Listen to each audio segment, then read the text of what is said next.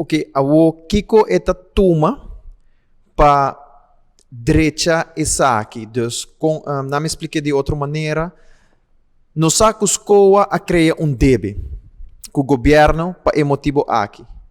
Com ele por direita e situação aqui, porque segundo me escoa tá o subsidiador do governo, ele não por paga e débito aqui back. Que efeito é aqui não também por tempo para daily operations de escoa? Sim, está assim aqui que o DBA está milionário que o escola tem.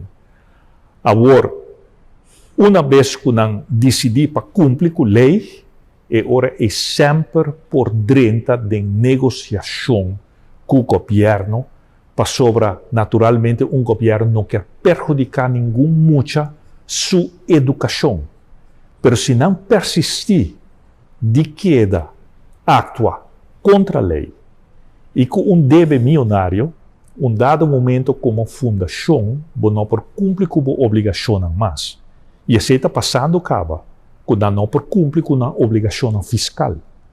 Então, agora é o mês da rinca, o mês de uma situação sumamente difícil e, como donador de trabalho, bota vira e ora é uma situação que o bom maestro não, estão que está bom empregado não, também está com a preocupar para sobre o donador de trabalho não por cumprir com sua obrigação financeira. Que também para ora é de trabalhador não. Então, pensei a situação que o mais pronto possível, mestre chega na final onde para proteger o próprio maestro não.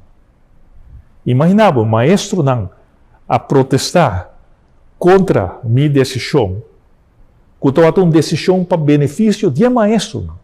Para a escola sigue de uma situação assim aqui e não vai cumprir financeiramente, nem com o maestro não tampouco.